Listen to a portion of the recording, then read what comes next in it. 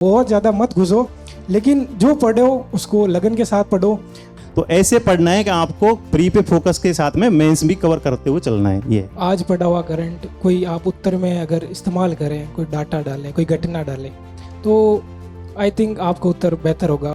दृष्टि की एक मैगजीन आती, बुक्स आती है साइंस एंड टेक के नाम से, वो आप रेफरेंस दे सकते हैं। बहुत सारी चीज़ें जो साल भर में हुई होंगी वो सब उसमें कवर होती हैं और डायरेक्ट आपको क्वेश्चन मिलेंगे। एक बार जोरदार स्वागत करेंगे आप। श्रवण और राकेश हमारे बीच में है। 2023 का जो अपना रिजल्ट है उसमें इन्होंने सफलता अर्जित की है और आज आपके बीच में है। आप ही के बीच में से निकले हुए छात्र हैं और आप निसंकोच भाव से इन दोनों ही छात्रों से एक बार जोरदार तालियों के साथ स्वागत करेंगे। सबसे पहले तो मैं इंट्रोडक्शन करवाता हूं, अपने राकेश जी हैं और एक्स आर्मी के कोटे में केवल एक ही पद था। मैं आपको कहता हूं मन के हारे हार और मन के जीते जीत। अगर अपने आप को ये निराश कर लेते, हताश कर लेते कि केवल एक पद है उसमें तो मेरे को कैसे सफलता अर्जित होगी। खूब सारे एक्स आर्मी से बंदे हैं और इन्होंने अपने आप को सकारात्मक रखते हुए, खुद को मोटिवेट रखते हुए निरंतर तैयारी को जारी रखा, जिसके कारण परिणाम आपके सामने कि ये पद इन्होंने सुनिश्चित कर लिया है। और श्रवण अपने मेंस के बैच से ही हैं और श्रवण राजपुरोहित जोधपुर से हैं और वर्तमान में वीडियो के पद पर तैनात हैं। जिस समय तैयारी कर रहे थे, मेंस के बैच में थे, उसी दौरान सिलेक्शन को प्राप्त कर लिया था, लेकिन मन में वो जो ठान रखी थी कि मेरे को तो एक आरएस अधिकारी बनना है और उसी मेहनत लगन से निरंतर मेहनत करते हुए अपने इस पद को क्या किया, प्राप्त कर लिया है। तो आपके बीच में दोनों हैं, आप इनसे रूबरू हो लीजिए और जो कुछ भी आपके मन में शंका है, कोई भी मन में प्रश्न चिन्ह है, मतलब तैयारी किस प्रकार अपने को करनी चाहिए, प्रीलिम्स की किस प्रकार तैयारी करनी चाहिए, मेंस की कैसे करनी चाहिए, इंटरव्यू के लिए क्या प्रेफर करना चाहिए, सब कुछ प्रश्न आप इन बालकों से पूछ सकते हैं।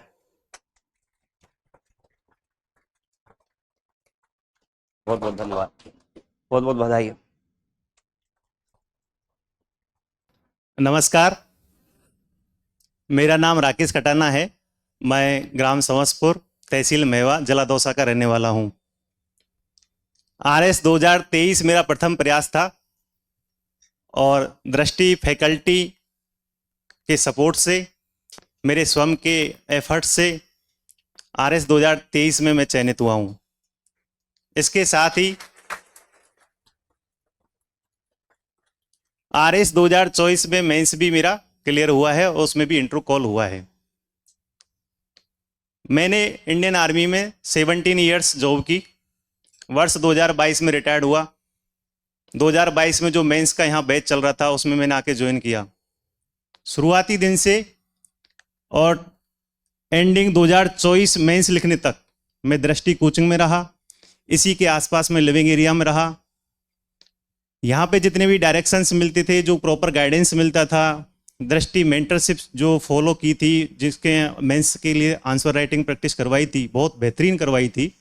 इतना डेडिकेशन के साथ करवाई थी कि कोचिंग फैकल्टी ने दिन रात हमेशा ऑब्जर्वेशन करके जितनी भी बच्चों के, स्टूडेंट की प्रॉब्लम्स थी उनको सोल्व कर करके इतना हमको काबिल बना दिया था कि हमने आरएस 2023 क्लियर किया।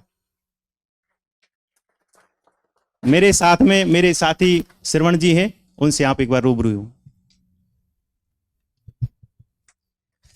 आप सभी को नमस्कार और मैं दृष्टि संस्थान का आभारी हूँ कि मुझे यहाँ पर मौका मिला।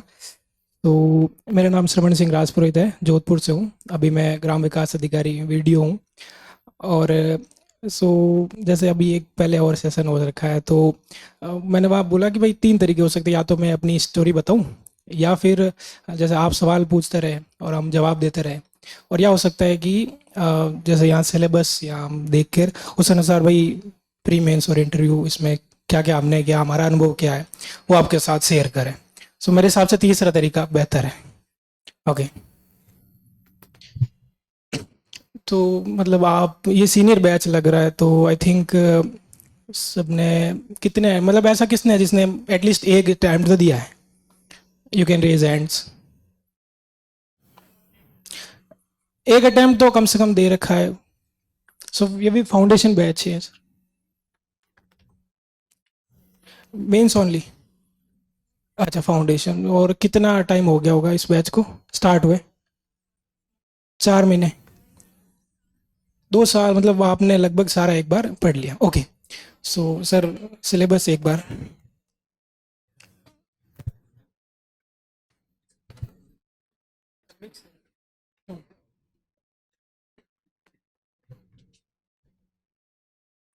अच्छा, स्टार्ट करने से पहले कुछ बात जो आपको बता दूं, जैसे 972 पदों पर भर्ती थी और मेरे हिसाब से 972 कहानियां हैं और सारी अलग अलग कहानियां हैं। तो कहने का मतलब ये है कि मेरी कहानी आप पे लागू होगी ये बिल्कुल ज़रूरी नहीं है। आपकी अलग कहानी है, आपका अलग एक मतलब इतिहास है, बैकग्राउंड है, तो उस हिसाब से मैं मेरा अनुभव बता सकता हूँ। आपको ही करना है और आप ही करेंगे, मुझे उम्मीद है। सो सर, मैं स्टार्ट करूँ या आप? जी।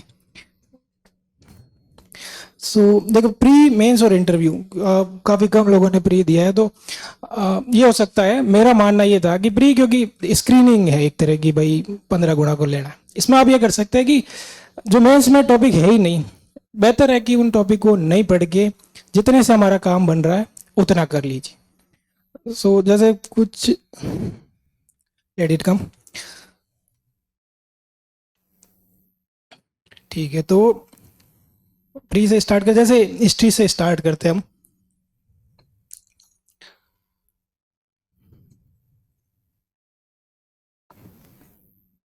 आई हैव सिलेबस, मैं यहीं पे हूँ। अच्छा, प्री में क्योंकि लगभग प्री में आपको पढ़ना है, क्योंकि देखो इस सीरीज का परीक्षा का नेचर ऐसा है कि आपको ऑब्जेक्टिविटी भी रखनी है, सब्जेक्टिविटी भी रखनी है और व्यवहार, क्योंकि इंटरव्यू में आपके पर्सनैलिटी टेस्ट होता है, तो तीनों चीज़ें आपको अंदर होनी चाहिए।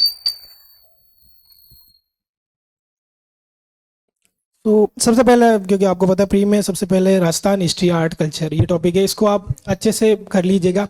प्री में अगर आप इसको कर लेंगे ना, और एक बार क्योंकि चीज़ें आपके अंदर आ जाएगी कि भाई ये स्थान यहाँ पर है, आर्ट कल्चर के जो ज्ञान है, अपने परिवेश भूषा, लोक संगीत वगैरह जो भी है, तो ये अगर एक बार आपने आपने ऑब्जेक्टिविटी के साथ इसको पढ़ लिया, तो मेंस में जब आप मेंस लिखने जाएंगे तो वो क्या 2 नंबर क्वेश्चन में सब एक शब्द लिखा होता है, उसके बारे में आप अच्छे से लिख सकते हैं।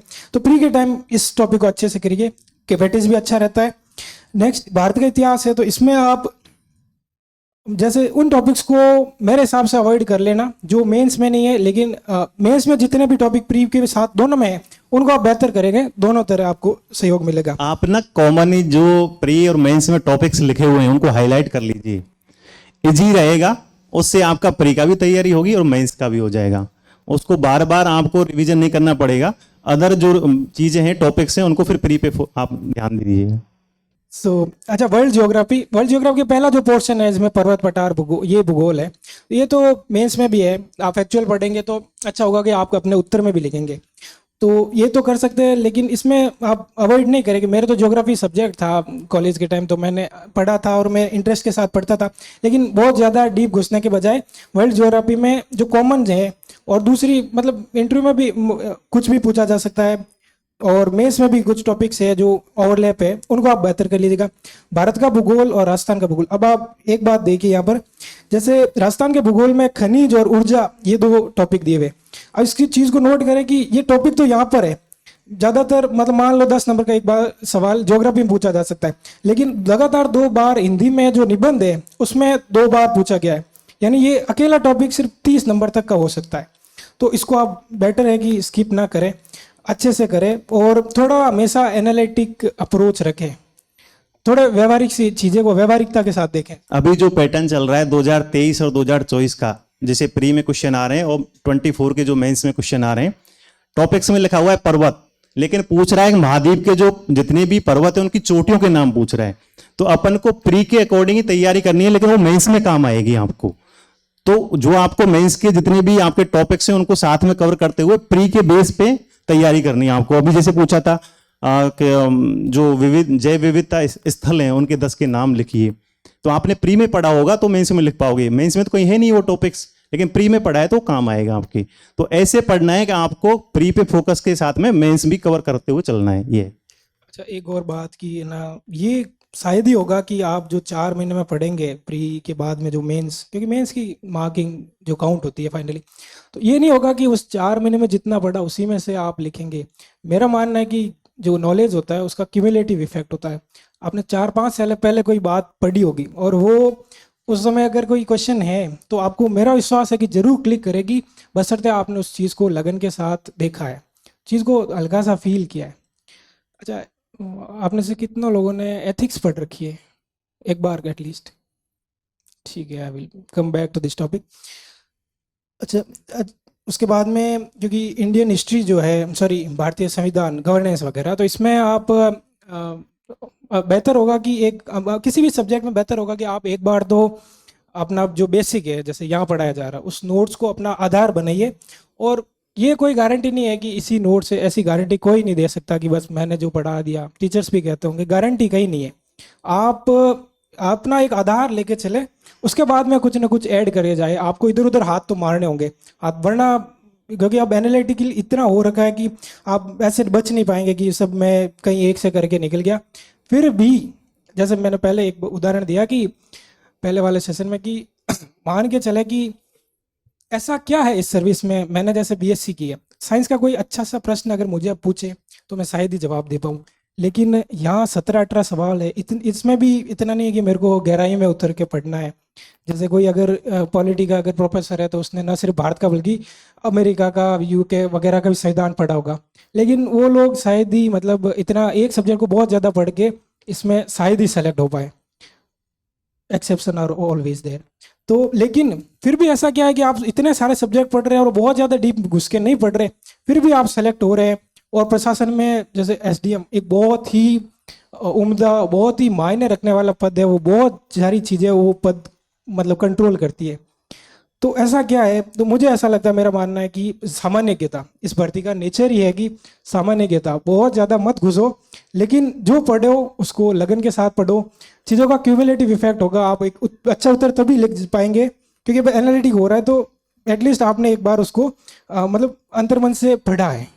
आप प्री पे यदि फोकस कर रहे हैं तो ये मन में भाव मत लाना कि मेरे को प्री ही करना है, क्योंकि आप जो पढ़ोगे प्री में वो आपको मेंस में काम आएगा, प्लस इंटरव्यू में काम आएगा। इंटरव्यू में आपके मेंस और प्री में जो चीज़ें हैं उनको मिला के ही इंटरव्यू में क्वेश्चन रेज करते हैं। वहाँ भी ऐसे सारे क्वेश्चन पूछे जाते हैं जो आपने प्री में पढ़े होंगे, मेंस में नहीं पढ़े होंगे लेकिन प्री में पढ़े होंगे। तो हर जगह काम आएगा प्री वाला मेंस में, और प्री में जो पढ़ा वो इंटरव्यू में। तो ये चीज़ ध्यान रखना, ऐसा मत करना कि प्री में पढ़ लिया तो मेंस में नहीं पढ़ना, मेंस में पढ़ लिया तो इंटरव्यू में नहीं पढ़ना, ऐसा मत करना। पूरा एक इंटीग्रेटेड अप्रोच के साथ तैयारी करना आपका ये। अच्छा, कुछ बुक्स पॉलिटी में, क्योंकि वैसे तो आधार जो विकास सर ने या नोट्स विकास सिंह ही पढ़ाते हैं पॉलिटिक्स सर, अगर वहाँ उनको अगर आधार बना जाए तो आपकी approach I am sure get analytic हो जाएंगे।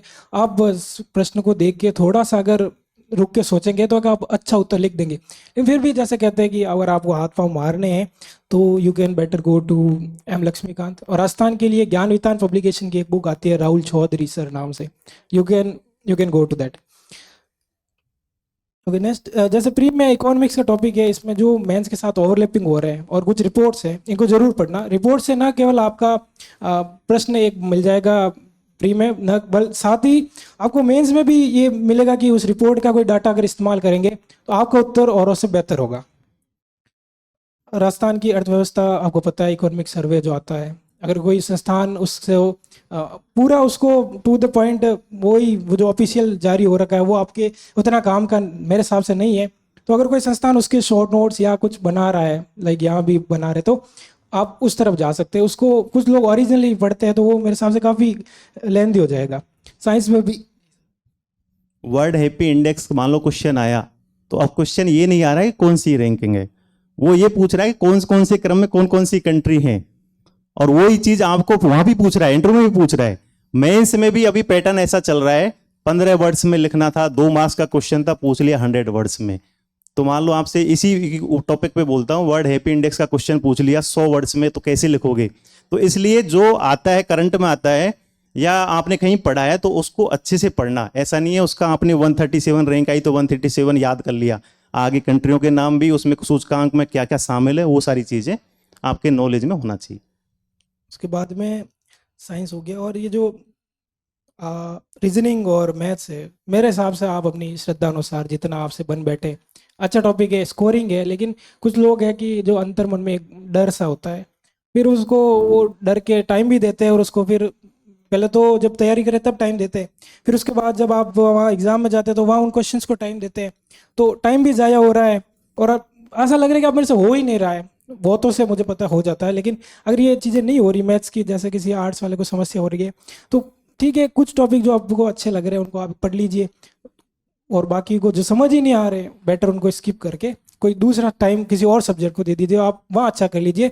एनी हाउ आपको प्री में स्क्रीन होके बाहर आना है। हाँ, बस अपन को क्वालिफाई करना है। मैथ्स और रीजनिंग आपको लग रहा है कि मेरे पे नहीं आता है तो मेंस में काम नहीं आएगा, इंटरव्यू में काम नहीं आएगा, तो आप स्किप कर सकते हैं उसको।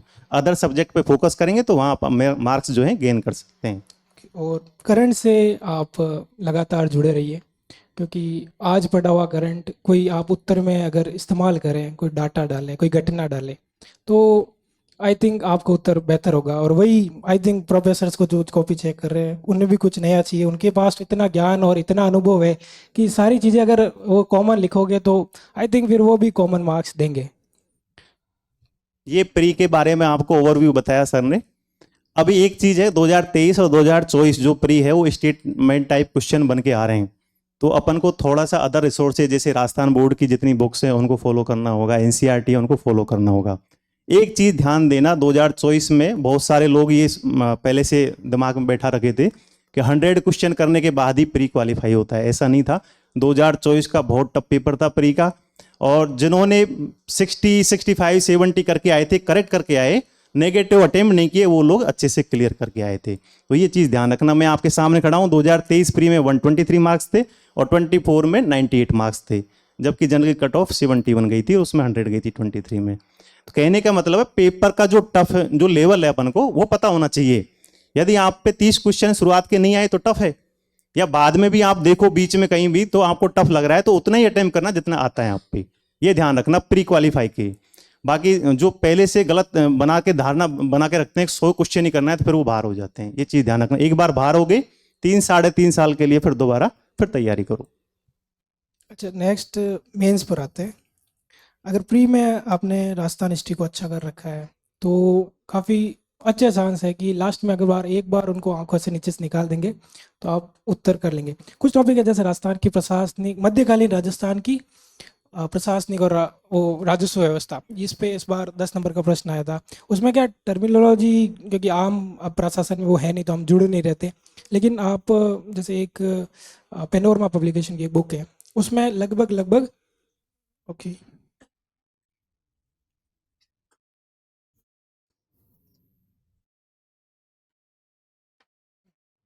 ये टॉपिक है, तो इसको जैसे इस बार इसमें 10 नंबर का पूछ लिया तो आप है ना 2-4 बार उसको पढ़िए, क्योंकि चीज़ें क्या व्यवहारिक नहीं है, ये चीज़ें थोड़ी पुरानी है, अब हमारे आसपास वो चीज़ें शायद नहीं है।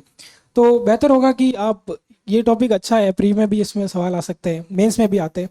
तो और बाकी जो आपने प्री में पढ़ रखा है एक बार अच्छे से प्री में हो गया तो आप एनालिटिक अपने आप ही हो जाएंगे, क्योंकि हम राजस्थान में रहते हैं, हमारी चीज़ें आसपास ही होती है।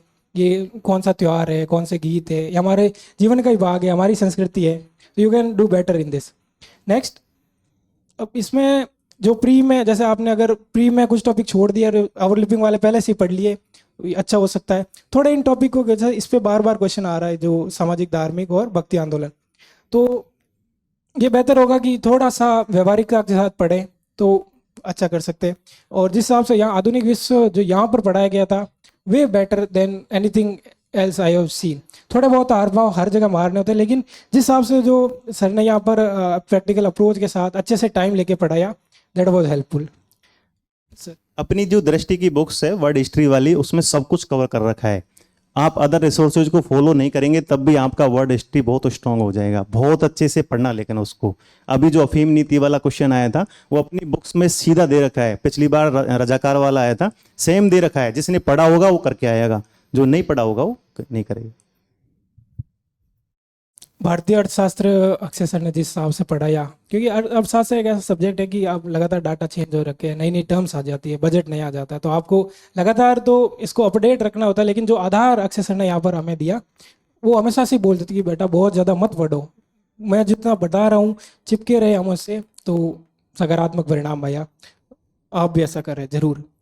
नेक्स्ट, वैश्विक अर्थव्यवस्था, ये एक ऐसा टॉपिक है जिसमें आपको न केवल इकोनॉमिक्स में शायद इससे सवाल नहीं आ रहे, अब थोड़े कम आ रहे। एक बार क्वेश्चन आया था सतत विकास वाला, इसकी परिभाषा पूछी थी, सतत विकास क्या है। तो अपने जब डायरेक्ट लिखा हुआ है तो उनको तो अच्छे से क्लियर करना है। उसके साथ में इकोनॉमिक्स में क्या करना है, इंडिया का जो बजट आता है, इंडिया का इकोनॉमिक सर्वे है, राजस्थान का इकोनॉमिक सर्वे, राजस्थान का बजट, बहुत अच्छे से तैयार कर लेना। पहले ये था कि 2023 तक इकोनॉमिक सर्वे से डायरेक्ट क्वेश्चन पुट होते थे, लेकिन 2024 वाले में इकोनॉमिक सर्वे उन्होंने साइड कर दिया, बजट को प्रेफरेंस दिया। बजट से ही पूरे क्वेश्चन पूछे थे, 100 वर्ड्स में क्वेश्चन पूछे थे बजट से। तो अपन कहने का मतलब है बजट को नहीं छोड़ना है ना इकोनॉमिक सर्वे को छोड़ना है, साथ साथ रखना है। 2023 में जो मेंस हुआ है, 2021 की इकोनॉमिक सर्वे से क्वेश्चन पूछे हैं। तो हर साल का ध्यान रखना, ऐसा नहीं है कि आप 2017-18 का भी एक क्वेश्चन पूछा था जो इकोनॉमिक सर्वे का था, है ना। तो ये ध्यान रखना कि जो आप हर साल इकोनॉमिक सर्वे आ रहा है उसको पढ़ते रहना साथ साथ, उसमें आपको नॉलेज बढ़ेगा, आपकी जितनी भी स्कीम्स हैं गवर्नमेंट की वो भी आपको पता चलेंगी, क्यों कभी भी क्वेश्चन कहीं भी उससे पुट हो सकता है, ये ध्यान रखना। वर्ल्ड इकोनॉमिक्स के लिए यही बेस्ट है आपके लिए, इकोनॉमिक सर्वे, बजट इतना। इसमें अगर यहाँ सवाल नहीं आ रहा तो, लेकिन ये वर्ल्ड बैंक, आईएमएफ और वर्ल्ड WTO, इसकी अगर यहाँ पढ़ लिया तो आपको जो इंटरनेशनल रिलेशंस में एक अच्छी समझ होगी कि ये बहुत इंपॉर्टेंट इंस्टीट्यूट्स है वर्ल्ड लेवल पर। नेक्स्ट, राजस्थान की अर्थव्यवस्था, आपको इकोनॉमिक सर्वे को अच्छे से पढ़ना है और स्कीम्स के बारे में लगातार अपडेटेड करते रहिए खुद को।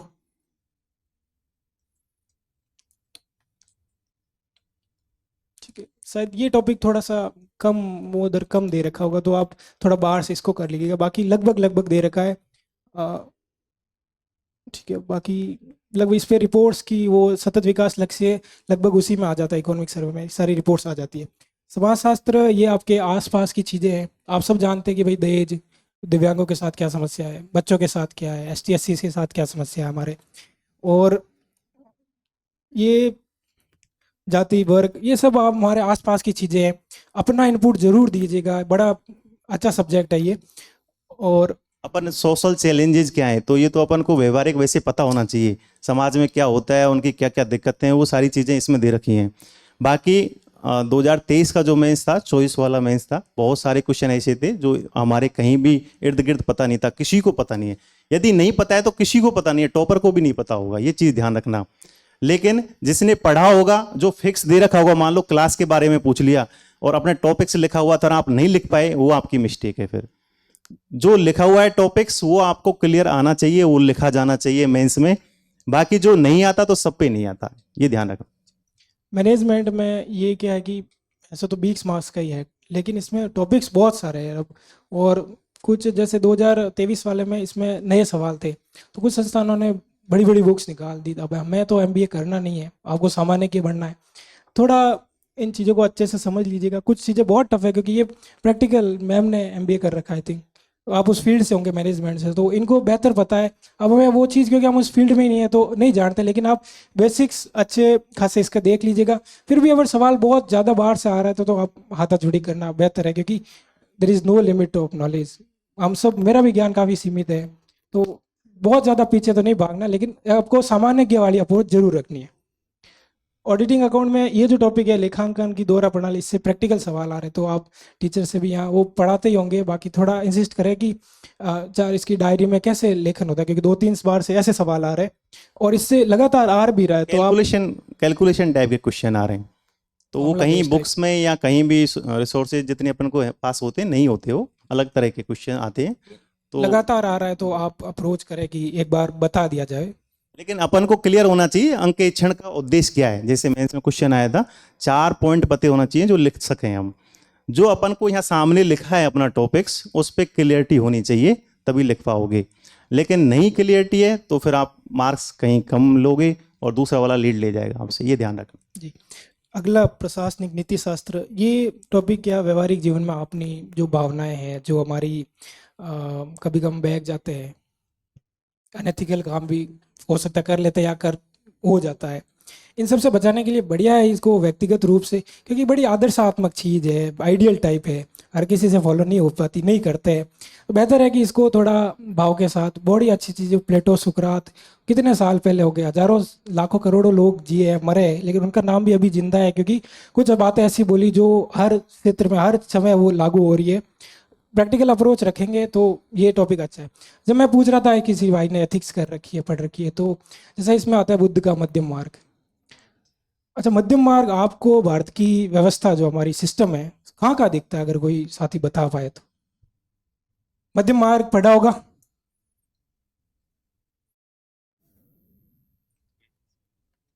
कुछ बताओ। आपने एथिक्स पढ़ रखी है, आप वो कुछ हाथ खड़े किए थे। जितना भी जो आपके मन में भाई, आपको व्यवहारिक जीवन में या हमारी भारतीय राजनीति में, अर्थव्यवस्था में, विदेश नीति में मध्य मार्ग दिखता है क्या? कैसे, हाउ?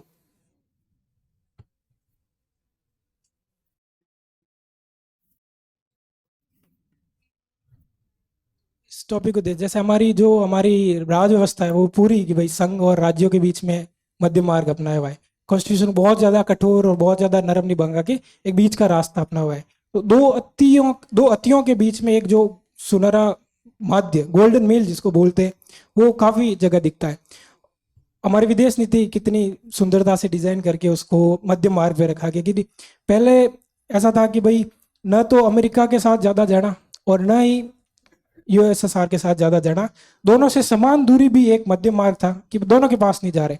और हम जब दोनों के साथ इन्वॉल्व हो रहे तो रशिया के साथ भी अच्छे संबंध रखने, यूएसए के साथ भी अच्छे संबंध रखने, तो समान रूप से पहले दूर जाने की नीति थी, अब समान रूप से दोनों के पास जाने की नीति है, बेहतरीन संतुलन पर आधारित है। तो ये मध्य मार्ग है। जैसा मैम ने बताया कि हमारी अर्थव्यवस्था भी जो कि सारा प्राइवेट को ना देके या सारा गवर्नमेंट ही कंट्रोल नहीं करके बीच का रास्ता अपना है। गवर्नमेंट प्लान करती है, कंट्रोल करती है, कोऑर्डिनेट करती है, इंसेंटिव देती है, लेकिन प्राइवेट को भी इन्वॉल्व करके, जैसे पीपीपी मोड।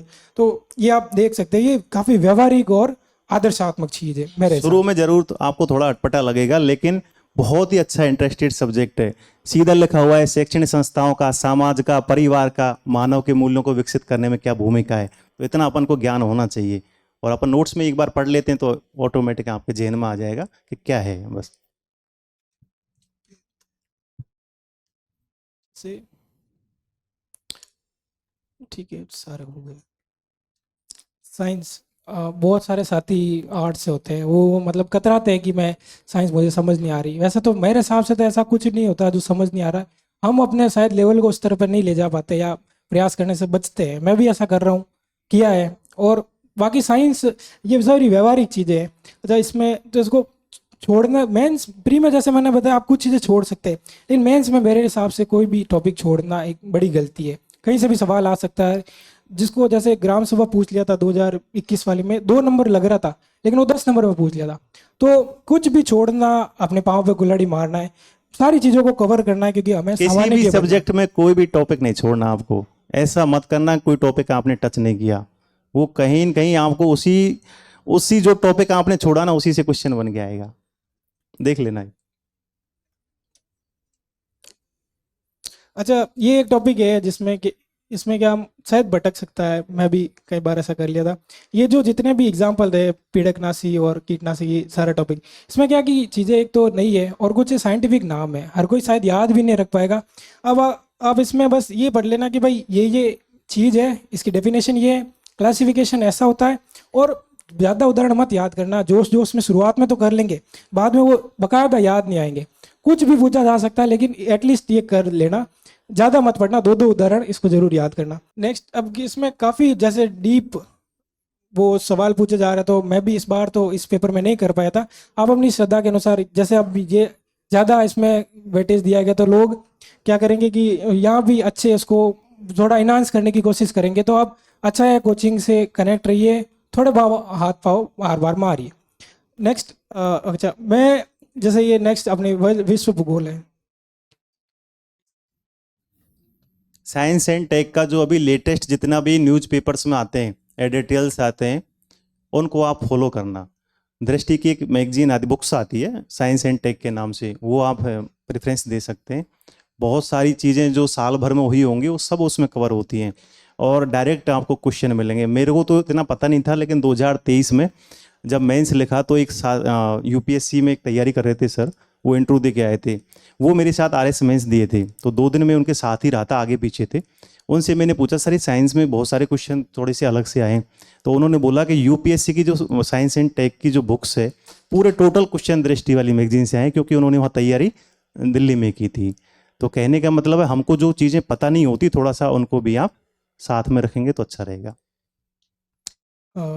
विश्व भूगोल, और इसमें भी जो भूवैज्ञानिक समय सारणी, मैं ज्योग्राफी का स्टूडेंट रहा हूँ और मुझे अच्छी लगती थी। मैं साइंस का होते हुए भी मैंने एक सब्जेक्ट कॉलेज में ज्योग्राफी रखा, लेकिन पता नहीं क्यों मैं भूवैज्ञानिक समय सारणी को बात समझ ही नहीं पाया। और यहाँ मनीष सर ने जिस हिसाब से उसको क्लासीफाई करके इतनी सुंदरता से बताया कि मतलब लाइक दिमाग में छप जाती है, 1-2 बार अगर आप पढ़ लें आराम से दिमाग में छप जाती है। बहुत सारी टर्म्स हैं वहाँ पर, लेकिन फिर भी अगर उस तरीके को अगर आप फॉलो करेंगे तो डेफिनेटली आई थिंक आप उसमें कर लेंगे। लगातार सवाल आ रहा है इस पर। भूवैज्ञानिक जो समय सारणी है, इससे हमेशा क्वेश्चन आ रहा है हर पेपर में, और आपको उसको टेबल को इतना रट्टा मारना है कि आप उसको भूलें नहीं, क्योंकि उसमें समय सारणी में ना जो टाइम दे रखा है वो बार बार रिपीट हो रहा है, पूछ रहा है उसमें, और उसके स्पेसिफिकेशन भी पूछ रहा है। तो आप उसको खूब पढ़िए बार बार, क्योंकि जब क्वेश्चन आ ही रहा है, हमको क्लियर पता है कि हमेशा 2018 में आया, 21 में आया, 23 में आया, 24 में आ रहा है, तो उसको मिस मत करना। और ज़्यादा टफ नहीं है, मेरा जैसा कर सकता है तो आप क्यों नहीं कर सकते? आप में इतनी शार्पनेस है, 21 साल 22 साल के आप यंग बैठे हो, है ना, तो मैं कर सकता हूँ, या तो आप भी कर सकते हो, है ना। या सर ने ये टॉपिक है छेड़ा तो मैं इनकी बात बताता हूँ। मेंटरशिप में जैसे अभी मेरे हिसाब से आपको अच्छा सपोर्ट मिल रहा है, जितना जिस स्टेज पर आप अभी है और जितना ये मैनेजमेंट आपको ये इंस्टीट्यूट सपोर्ट कर रहा है, that is best good. But जब आप प्री कर लेंगे तो दे विल आपको इतनी बढ़िया एम्बियंस वहाँ उस लाइब्रेरी में, इतना शानदार वातावरण मिलेगा आपको। मेरे माई थिंक मेरे सिलेक्शन में डिसिसिव चीज़ अगर कोई है तो वो उस लाइब्रेरी का एम्बियंस वातावरण था। वे बेटर थिंग्स, बहुत शानदार तरीके से वहाँ मैनेजमेंट हो रहा है, बड़ी अच्छे से आपको वो आसपास के जो प्री पास के वे सब मिलेंगे। तो अगर आप एक दूसरे से लगातार कांटेक्ट में रहेंगे तो भी आप अपने आप चीज़ें होने लग जाती है। अभी आप जी बशर्ते आप ईमानदारी से तैयारी करें। इतना अच्छा इंफ्रास्ट्रक्चर है अपना लाइब्रेरी का, आप अपनी चेयर, डेस्क और बुक से मतलब रखिए, लेकिन आप यदि उलझे रहे आसपास के वातावरण में तो आप पीछे रह जाएंगे, लोग आपसे आगे चले जाएंगे। चलिए, उसके बाद में अगला टॉपिक तो आपने प्री में कुछ भी पढ़ रखा है, और ज्योग्राफी ठीक है जैसे ही यहाँ पढ़ाया जा रहा है। मनीष सर ने तो, मैं मेंस बैच में था लेकिन मनीष सर ने मतलब एक स्टेप आगे जाके सिर्फ मेंस बैच बाद थ्री फिर भी हमें प्री का भी पढ़ाया साथ में एक्स्ट्रा टाइम लेकर। सो काफ़ी हम तो उसके हम उन सर के ऋणी हैं काफ़ी। नेक्स्ट ओके, जैसे राजनीतिक व्यवस्था है सर, आप जो पॉलिटी वाला पोर्शन है अपना और आईआर वाला है, तो पॉलिटी जो विकास सर ने जो पढ़ाया है आप उसी को पढ़िए। बहुत ही अच्छा पढ़ाया सर ने, जितनी भी क्लासेज लिए बहुत शानदार लिए। आईआर का जो सर ने पढ़ाया था, अपने आनंद सर ने पढ़ाया था, बहुत बेहतरीन था, और वही आईआर हमको इंटरव्यू में भी काम आई। और सर ने वैसे हमारे इंटरव्यू से पहले भी क्लासेज ली थी यहाँ पे, तो और अच्छे से हमको डिस्कस किया था।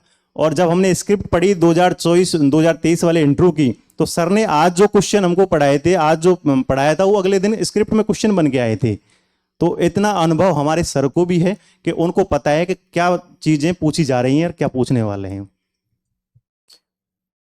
बेसिकली ये दोनों टॉपिक ऐसे है कि, और इसमें करंट का भी दे रखा है, तो ये ऐसे है कि जो एक तो आधारभूत चीज़ें हैं उनको तो आपको करना ही है, लेकिन लगातार इसमें चीज़ें अपडेट होती रहती है। सो आपको फिर अब कोचिंग होने के बाद आपको बाहर देखना पड़ेगा कि भाई अच्छा इसमें प्रैक्टिकल में क्या हो रहा है, नए नए टॉपिक्स आ रहे हैं उनसे। जैसे राज्यपाल, हमारे इस मेंस में राज्यपाल इतना हाईलाइटेड हो गए थे वो टॉपिक की 2-3 सवाल पूछ लिए थे लोग 100 वर्ड्स में क्वेश्चन पूछते हैं। राज्यपाल उगते हुए चांद की तरह, छुपते हुए सूरज की तरह, ऐसे स्टेटमेंट बना के क्वेश्चन डाले थे। तो आपको राज्यपाल के बारे में यदि अच्छे से डीपली नॉलेज होगा तो आप लिख पाएंगे। उनकी क्या क्या कंडीशंस हैं, वो कैसे कैसे उनके पास अधिकार हैं, राइट्स हैं, तो वो सारी चीज़ें उसमें लिखनी थी। वो स्टेटमेंट जरूर पूछा था पर वो चीज़ लिखना थी। तो आपको यदि पूरा ओवरव्यू उनको पता होगा तो आप लिख पाएंगे, छोड़ देंगे नहीं, मतलब क्वेश्चन आपका ब्लैंक नहीं जाएगा, कुछ न कुछ लिख पाओगे। रटना होता है, लेकिन रटना भी आंख खोल के पड़ता है, क्योंकि उसमें जो आपने रट रखे ना उदाहरण, वही आप वापस उसमें अगर आंसर में डालते हैं तो वही उत्तर होता है। अब कोई फिक्स उत्तर तो होता नहीं कि भाई उसी वाले को 10 मिलेंगे बाकी वालों को 0। लेकिन अगर आप आपने जो चीज़ फील की है पढ़ते टाइम, आपके दिमाग में कोई आइडिया स्ट्राइक किया है, उसको अगर अपना पुट अगर देंगे तो ही औरों से उत्तर बेहतर होगा। जो प्रोफेसर जांच रहे हैं उनको न केवल विषय का बल्कि उनको जीवन का भी इतना अनुभव है कि अगर आप सभी लोग एक ही कॉमन बात लिखेंगे कि, तो मैं समझता हूँ वो भी थक जाएंगे, वो हो जाएंगे, फिर मिनिमल मार्क मिलेंगे, उससे काम शायद नहीं चलता है। 3 या 4 क्वेश्चन आए थे गवर्नर से। एक तमिलनाडु वर्सेज जो सरकार का चल रहा था, तमिलनाडु सरकार वर्सेज राज्यपाल का, वो भी क्वेश्चन पूछा गया था। और एक मैंने जो स्टेटमेंट का बताया था वैसे। तो जरूरी नहीं है आपको कि कई सारे टॉपिक्स से क्वेश्चन आए, एक से भी 3-4 क्वेश्चन बना सकता है। तो आपको करंट के साथ में वो टच होना चाहिए, खासकर पॉलिटी में तो होना ही चाहिए, आईआर के साथ में होना चाहिए। आईआर जो है आपका प्री में, मेंस में और इंटरव्यू में तो बहुत ही ज़्यादा पूछा जा रहा है। तो आप उसके लिए क्या है, आपके जो रिसोर्सेज हैं, न्यूज़पेपर, दैनिक भास्कर, पत्रिका, मेरा पर डे का 10 रुपये खर्चा जरूर आता था, लेकिन मैं अपने न्यूज़पेपर को पक्का लेके जाता था रूम पर, और वहाँ एडिटोरियल्स को जो है उन्हीं को बस टिक कर लिया और उन्हीं को पढ़ता था। बाकी जितने भी पेज थे वो ऐसे ही पड़े रहते थे। कहने का मतलब हमको पता है कि हमारा गोल ये है और उसके लिए ये रिसोर्सेज होने चाहिए, तो उनको आप फॉलो करिए, उनसे बचिए मत। टाइम बहुत है अपने पास में, आप रील्स कम चलाइए, आप मोबाइल कम चलाइए ना, तो ऑटोमेटिक आपका इंप्रूव हो जाएगा। अच्छा, लोक प्रशासन बेड आप बता दीजिए। पब्लिक एडमिनिस्ट्रेशन बहुत अच्छा सब्जेक्ट है यदि आप इंटरेस्ट के साथ पढ़ें, लेकिन 2024 में जो पेपर आया था उसमें बहुत सारे ऐसे क्वेश्चन थे जो अपने नॉलेज, आपको थोड़ा बेसिक नॉलेज होनी चाहिए, ब्लॉक में तहसील में क्या डिफरेंस है, ऐसे क्वेश्चन आ रहे थे। और भी जितने भी क्वेश्चन आए थे पूरे घुमा फिरा के पूछे गए थे, लेकिन अपन को जैसे अपने जो नोट्स में या बुक्स में या क्लास में जो पढ़ा है उससे अलावा जो मैंने अभी रिसोर्सेज बताए थे, जो पेपर्स में आ रहे थे सीधे, ब्लॉक तहसील वाला मैंने खुद नहीं देखा था, पेपर्स में छपा हुआ था 20 दिन पहले ही। बहुत सारी ऐसी कटिंग्स हैं हमारे पास में जो 2024 में जो मेंस में क्वेश्चन पूछे गए हैं जो पेपर में थे सीधे। तो आप जो पेपर में पढ़ रहे हो उसको वहां जाके आप इम्प्लीमेंट कर सकते हो, इसलिए वो भी वहां ध्यान रखना जो न्यूज़पेपर में पढ़ रहे हो।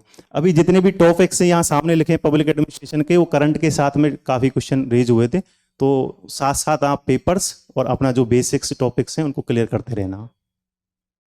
जैसे कुछ टॉपिक तो इसमें जैसे प्री वाला ही है और कुछ अपने व्यवहार पे आधारित है कि भाई जैसे ब्लॉक और तहसील क्या है कि भाई ब्लॉक तहसील एक राजस्व की इकाई है और ब्लॉक डेवलपमेंट एडमिनिस्ट्रेशन जो विकास जैसे बीडीओ ब्लॉक को ऐड करता है, तहसीलदार साहब तहसीलदार ऐड करते हैं। तो व्यवहारिकता भी है, मतलब मेरे हिसाब से अब आयोग चाहता है कि न सिर्फ रटे बल्कि कुछ व्यवहारिकता भी रखे। अच्छा, उसके बाद में स्पोर्ट योग सर। हाँ, स्पोर्ट्स का 2023 में 1 या 2 क्वेश्चन ऐसे थे जो हमने पढ़े होंगे, बाकी जितने क्वेश्चन थे वो बहुत प्रीवियस, मतलब कई साल पुराने जो इवेंट्स हुए थे उनके पूछे गए थे। और 2024 में जो पूछे गए थे उनमें 2 या 3 क्वेश्चन ऐसे थे जो डायरेक्ट हमने पढ़े थे, जो करंट से टच थे। बाकी यहाँ से अपने जो टॉपिक्स लिखे थे उसमें सीधा नहीं था, लेकिन करंट से टच थे वो। जैसे मान लो अर्जुन पुरस्कार अवार्डी हैं तो उनका ये पूछ लिया, पिता और पुत्री जो हैं 2023 में पूछा था कि वो दोनों कौन से अर्जुन अवार्डी। अब इतना तो हमने नहीं पढ़ा, लेकिन पेपर में वो आया हुआ, तो ये चीज़ ध्यान रखना आप। एक उसका पूछा था, मेरे को याद नहीं आ रहा, थोड़ा पेपर में ही पढ़ा था मैंने, वो 9 जुलाई को हमारा 19 जुलाई को मेंस हुआ था 2023 में, और 9 जुलाई को एक इवेंट्स हुआ था। हाँ, ध्वजवाहक वाला क्वेश्चन 9 जुलाई को वो अनाउंस हुआ था और 18 जुलाई को मेंस हुआ था। तो 8-9 दिन पहले जो अनाउंस हुआ था वो सारी चीज डायरेक्ट पूछ ली थी, जबकि उस टाइम करंट पे हमने इसलिए ध्यान नहीं दिया कि 8-10 दिन का कहाँ पूछेगा, लेकिन पूछ लिया था। तो इस टॉपिक है, मतलब आप कुछ भी प्री में जैसे बताया कुछ छोड़ सकते हैं, लेकिन आप इसमें ये गलती नहीं कर सकते मैं कुछ भी छोड़ूं। हर टॉपिक को आपको जरूर टच करना है, कुछ भी पूछा जा सकता है। उसके बाद में व्यवहार है, मेरे हिसाब से व्यवहार एक ऐसा टॉपिक है जो आपको ना सिर्फ प्री में मेंस में मार्क्स लेगा बल्कि तैयारी में भी आपका सहयोग करेगा। जैसे क्योंकि हमारी ये शिकायत होती है कि हम पढ़ते पढ़ते भूल जाते हैं, तो उसका भी यहाँ पर जवाब है। याद कैसे रखना है उसका भी जवाब है। तनाव क्या आ रहा है उसका भी यहाँ पर जवाब है। ना सिर्फ उन चीज़ों को आप 1-2 बार पढ़ेंगे ना, पहली बार तो जाहिर है मैंने भी रटा, आप भी रटेंगे, लेकिन 2-3 बार जब आप धीरे धीरे पढ़ेंगे समझ विकसित होगी जी। पूछ रहा है अभी प्रेरणा क्या है, तो अपन आपको खुद पता होना चाहिए हम किससे अभी प्रेरित होके उसकी क्या परिभाषा हो सकती है, तो इतना आपको बेसिक्स पता होना चाहिए। और वही सारी चीजें इसमें दे रखी हैं, क्या क्या शैलियां हैं, तो हम जो नोट्स में पढ़ रहे थे वही सीधा क्वेश्चन बन के आ रहा था। तनाव का जो है, तनाव का मैनेजमेंट कैसे करना है, तो सबके तनाव होता है, जीवन में किसके तनाव नहीं होता। तो एक बार आप यदि उनको अच्छे से पढ़ोगे, रट्टा नहीं मारना उसमें, आप समझ के यदि आप पढ़ोगे तो आपके माइंड में वो छप जाएगा। एक इसमें सबसे लास्ट में एक टॉपिक है मानसिक स्वास्थ्य को प्रोत्साहन और प्रतिबंध प्रबंधन। मानसिक स्वास्थ्य का प्रोत्साहन, ये जो टॉपिक है इसमें दृष्टि में जो बुक में वो जो दे रखा है, बस आप उसको एक दिन मस्ती में बैठ के पढ़ लीजिए भाई मानसिक स्वास्थ्य को प्रोत्साहन क्यों क्या है। उसको मतलब ऐसे नहीं कि मेरे को एग्जाम की तरीके से याद रखना, आप मस्ती से बैठ के उसको एक बार आंखों के नीचे से गुजारना। सच में वहां पर ऐसी ऐसी वो चीजें हैं, जैसे एक टॉपिक है वहां शब्द है सामाजिक अवलंब, सोशल कुछ मतलब सामाजिक अवलंब, कि भाई समाज के लोग हैं वो कैसे आपको सहारा देते हैं कि आप अपने दुखों को भूल जाते हैं, सुखों को बढ़ा देते हैं। तो उसको मतलब उस बुक में इतने वो टॉपिक को तो बेसिकली इतना अच्छे से वहाँ फ्रेमिंग और वर्डिंग इतनी शानदार की हुई कि आपको मतलब पढ़ने में भी आनंद आएगा। और भी चीज़ों में आएगा, लेकिन ये क्योंकि हमारी स्टूडेंट लाइफ में जो ये समस्या आती है कि भाई मैं भूल जाता हूँ, मैं क्यों नहीं अच्छा कर रहा हूँ, मुझसे क्यों नहीं अच्छा हो रहा, उसके जवाब वहाँ पर दिए हुए हैं।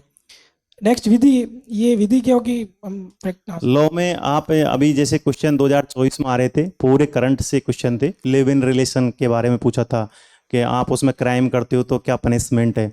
तो ये सारी चीज़ें अपने नोट्सों में नहीं है, लेकिन अपन पेपरों में यदि फॉलो करते हैं तो प्रॉपर आ रहा है, हर पेपर में आता है, लिव इन रिलेशन के बारे में बहुत अच्छे से विस्तार से दे रखा है। तो इसलिए मैं आपको ज़्यादा फोकस कर रहा हूँ। अभी यूपीएससी पैटर्न हो गया है आरपीएससी के अंदर, तो वहाँ पे जो चीज़ें चल रही हैं वही सभी चीज़ें यहाँ फॉलो हो रही हैं। तो अपना करंट से आपका पेपर्स, इसको पक्का फॉलो करना।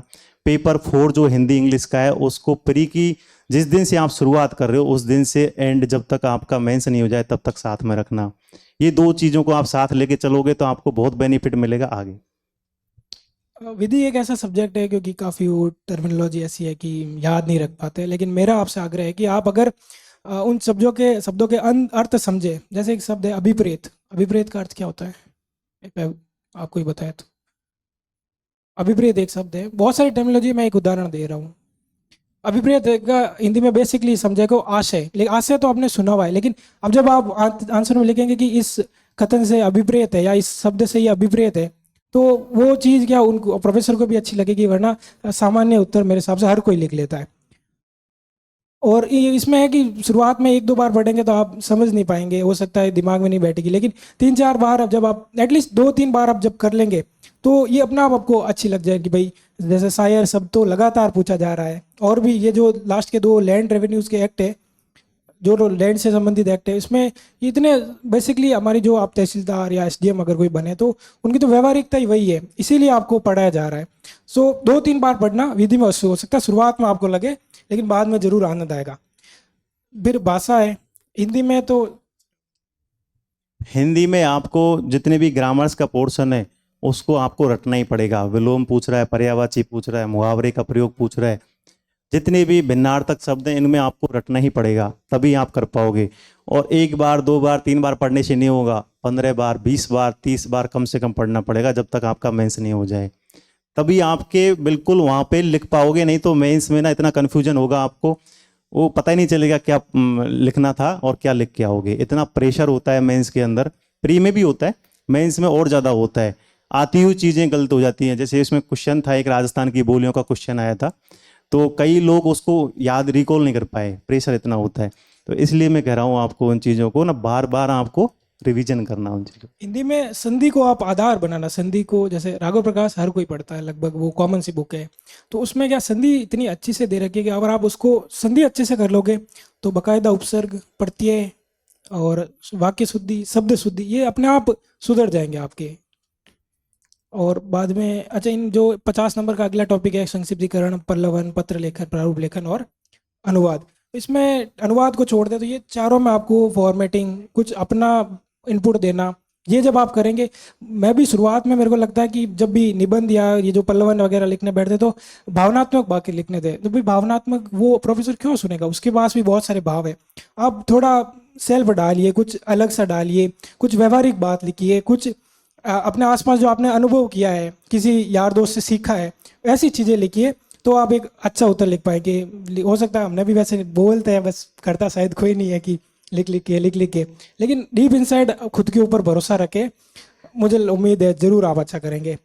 और उसके बाद में इंग्लिश, जो इंग्लिश मेरे हिसाब से ये लैंग्वेज के दोनों टॉपिक प्री के बाद भी जनरली पढ़ते हैं सब, तो अब उस 4 महीने में ये तो नहीं हो सकता कि आपको ABCD आती नहीं और आप धुरंधर वो ट्रम्प चाचा बन जाए, लेकिन अब मुझे लगता है कि थोड़ी व्यवहारिकता रखें, आम दिनों में भी अगर आप इंग्लिश का कोई कंटेंट फॉलो करें तो बेहतर हो सकता है।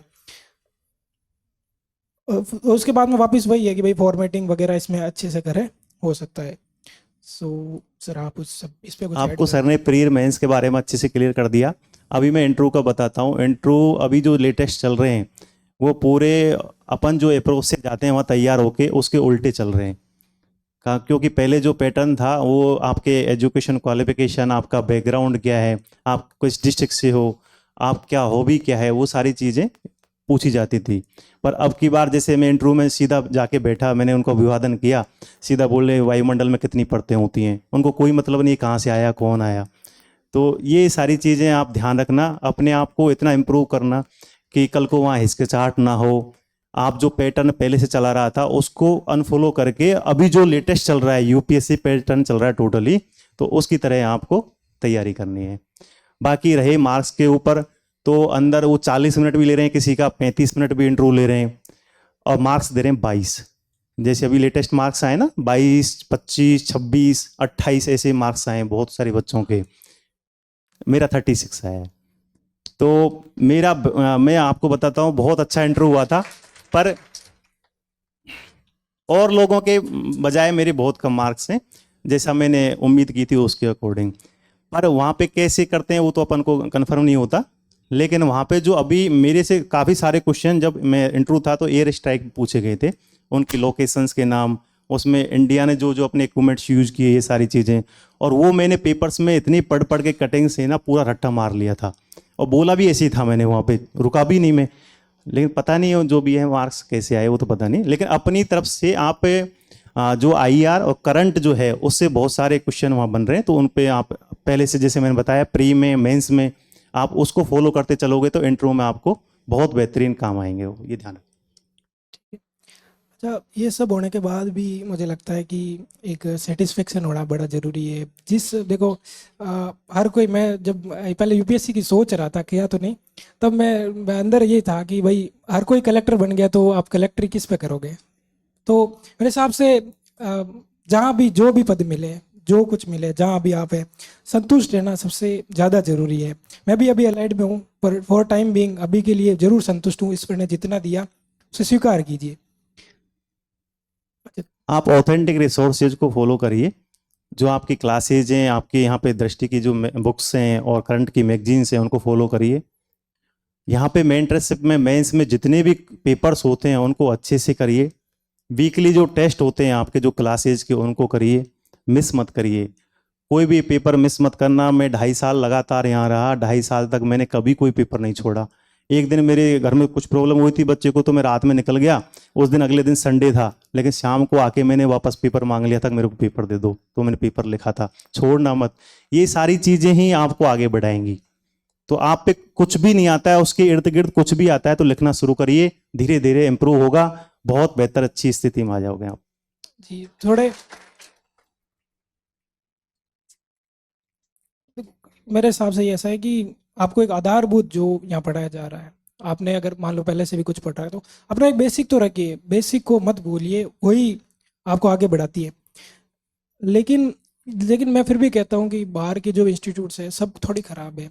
ख़राब भी क्योंकि वो भी मेहनत कर रहे हैं, कुछ कंटेंट आ रहा है मार्केट में, आप एक बार सरसरी नज़र से देखिए, बाकायदा कुछ चीज़ें आपको मिलेगी, और अपने को बाहर हाथ पांव मारने पड़ेंगे कि गारंटी किसी के पास भी नहीं कि भाई इनका होगा, इन्हीं का होगा, कोई प्रेडिक्शन नहीं है। लेकिन लिमिटेड रखिए, हाँ, ज़्यादा मत आपके करना। डेस्क पे लिमिटेड ही होना, ऐसा नहीं इतना सारा आपने फैला रखा है और आप किसी को नहीं पढ़ पा रहे हैं, ये चीज़ का ध्यान रखना। होता है, क्योंकि हमारे साथ भी होता था कि मैंने, भाई ने ये पढ़ा और मैंने नहीं पढ़ा, मैंने नहीं पढ़ा, तो वो लगता है कि मैं पीछे नहीं रह जाऊंगा। लेकिन फिर भी आप जब करेंगे तब पता चलेगा।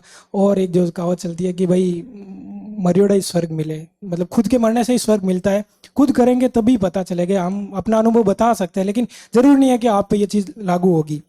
तैयारी के दौरान पॉजिटिव रहिए, आपकी जो संगत है उसको शुद्ध रखिए, अच्छे लोगों से मिलिए, अच्छे लोगों से साथ में रहिए। दूसरा, सोशल मीडिया को बिल्कुल यूज मत करिए, इग्नोर करिए, 2 साल 3 साल के लिए भूल जाइए। तीसरा, जो यंग एज है, अट्रैक्शन वाला जो है ना, इस सिस्टम को बिल्कुल दूर करिए। मैं अनुभवी आदमी हूं, मैं आपको इसलिए बोल रहा हूं जो मैंने यहाँ महसूस किया था, और उसी की वजह से बच्चे 2 मार्क से 3 मार्क से बाहर हो जाते हैं, और वो बाद में आके पछताते हैं कि शायद हम उस टाइम ये इनको देख के यदि हम सीख ले लेते, ये मेहनत कर रहे हैं इस हिसाब से हम मेहनत कर लेते, तो हमारा भी बेड़ा पार हो जाता। मैं मॉर्निंग में लाइब्रेरी में, मेरा रूटीन ऐसा ही रहा, यहाँ पे मैं जब रहा, मॉर्निंग 6 बजे लाइब्रेरी खुलती थी, 6 बजने से 5 मिनट पहले गेट पे रहता था मैं खड़ा हुआ, पहले ही लाइब्रेरी खुलती। रात को 10:30 बजे 11 बजे लाइब्रेरी बंद होती थी, तो लास्ट में खड़ा होकर जाता, चाहे मैं आसपास कोई नहीं दिखे, मैं अकेला ही पढ़ता था। तो आपको सेल्फ मोटिवेट रहिए, आपके माँ बाप की जो उम्मीद है उन पर खरा उतरिए। मेरे माँ बाप हमेशा, जब भी मैं बात करता था 3 दिन में 4 दिन में, वो हमेशा ये बोलते बेटा तू कर लेगा, और वही सोच मेरे अंदर मैंने थॉट डेवलप कर रखा था, और यही प्लान मैंने कर रखा था कैसे भी मेरे डेडिकेशन के साथ, समर्पण के साथ, अनुशासन के साथ लगा रहूंगा, तो रिजल्ट आज ईश्वर ने जो दिया है आपके सामने पॉजिटिव दिया है। ऐसे अभी एक पहले एक और क्लास में गया तो वहाँ मैं मैंने जीवन का एक वृतांत बताया, तो मैं आपके साथ भी शेयर करता हूँ। मुझे मतलब बचपन में ऐसा लगता था कि मुझे इंग्लिश की स्पेलिंग्स याद करनी चाहिए, हिंदी इंग्लिश। तो सौभाग्य से मेरे अंकल ने मुझे एक बुक दी थी, अब्दुल सलाम साउस करके पब्लिकेशन है, शायद आप जरूरत नहीं है क्योंकि अब वो गूगल्स पे आप में सारी स्पेलिंग अवेलेबल है। तो उसमें ऐसा था कि कहानियों के माध्यम से चीज़ें बताई गई थी, भाई इंग्लिश को आप कैसे करें। तो उसमें एक कहानी थी कि एक गांव में कोई एक संत महात्मा रहते थे। वो मतलब उनके ऐसा था कि वो जो भी बताते एक भविष्य दृष्टा टाइप, जो भविष्य में कुछ करे और सच बात निकलती थी, हर बार उनकी बात सच निकल जाती थी। तो गांव के 3-4 लड़के थे अल्लड़, उनको लगा कि इनको महात्मा जी को एक बार गलत सिद्ध करना है। तो उन्होंने कुछ अरेंज किया कि भाई एक चिड़िया पकड़ ली, और उन्होंने ये डिसाइड किया कि भाई अब हम ये करेंगे कि इस चिड़िया को अपन हाथ में ले जाएंगे और इतना छुपा देंगे कि भाई देख नहीं पाए महात्मा जी। और वहाँ जाकर महात्मा जी से पूछेंगे कि भाई महात्मा जी आप बताओ ये चिड़िया जिंदी है या मर गई। अब महात्मा जी ने बोला कि जिंदी है तो हम उसको, और अगर बोलेंगे मरी हुई है तो बकायदा ये जिंदी है तो हम उनको बता देंगे, एनी हाउ हम उनको गलत सिद्ध कर देंगे। तो वो गए। अब एक बंदे ने पीछे रख के उसको छुपा रखा था। महात्मा जी से पूछा कि भाई बताओ हमारे हाथ में क्या है। तो बोले भाई चिड़िया है तेरा हाथ में, तो बताओ जिंदी है कि मरी हुई। तो बजाय ये बोलने की कि जिंदी है मरी, उन्होंने बोला कि वो आपके हाथ में।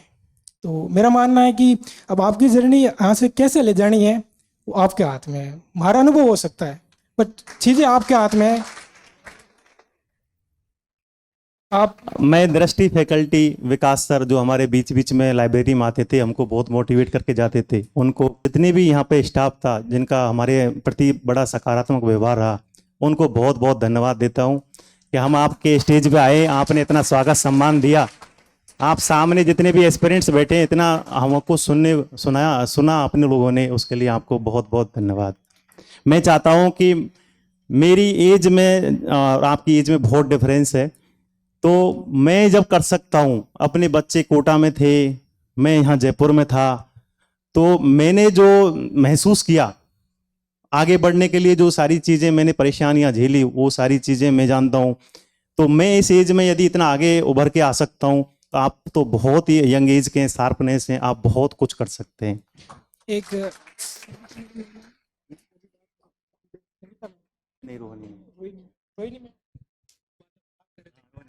जी, उनका अब एक मैम में भी वो आएंगे यहाँ पर, उनका स्ट्रगल है सच में, उनका तो स्टोरी हमसे भी इतनी ज़्यादा मतलब वो अलग से है कि उनके आगे में तो हमारे शायद हमने कुछ खास प्रयास भी नहीं किया है। तो आई होप वो भी आके आपको यहाँ अपना अनुभव बताएंगे।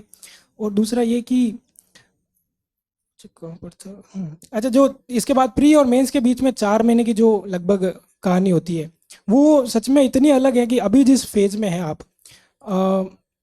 वो अलग है। अब आप बस मतलब एकदम नए हैं तो आप ये प्रयास करके एनी हाउ वैकेंसी आने से पहले मेरे एक बार मैं सारी चीज़ों को देख लूँ। उन 4 महीनों में आप अपनी पोटेंशियल जो अभी है उससे भी ज़्यादा करेंगे, क्योंकि किया है सर ने, हमने भी आसपास देखा है। तो सच मेरा में होने लगता है ना कि हम करते हैं। मैं सेकंड की टीचर बन गया था, और जब मैं RS मेंस का तैयारी कर रहा था उसी टाइम पे, और उसके बाद में RS 2023 का जब नोटिफिकेशन आया तो उसमें एक वैकेंसी आई थी मेरी कैटेगरी से।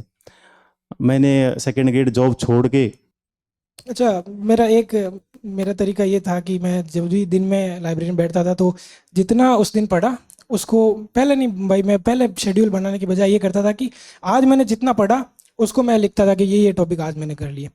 और जब वो काम भी आता है, क्योंकि अब ज़्यादा वो गोल बना के बैठ जाए नहीं होते तो अपन पीछे जा रहे थे कि यार मेरे से ये नहीं हो रहा है, बजाय इसके कि हम आज इतना पढ़ा उसको एक बार लिख दें। तो मैं रोज लिखता था never ever I have missed, अगर कभी मिस हो गया अगले दिन तो मैं अगले दिन उसको लिख लेता था। हमारा ग्रुप ऐसा था, जो मेंटरशिप लाइब्रेरी चल रही थी मेंस वाला, एक दूसरे से सीखते थे, सब मैच्योर लोग थे और सब बहुत एक दूसरे से कोऑपरेटिव, आसपास मतलब ऐसा अच्छा एनवायरनमेंट बना रखा था, एक दूसरे से सीख सीख के मेहनत करते थे, बहुत अच्छा लगा। और आप लोग भी ऐसे मैच्योरिटी दिखाइए और अपने आप को इम्प्रूव करिए, बहुत अच्छा लगेगा जब दृष्टि संस्थान से और RS 2026 में यदि निकलेंगे और 2024 में निकल के आएंगे तो बहुत अच्छा लगेगा। तो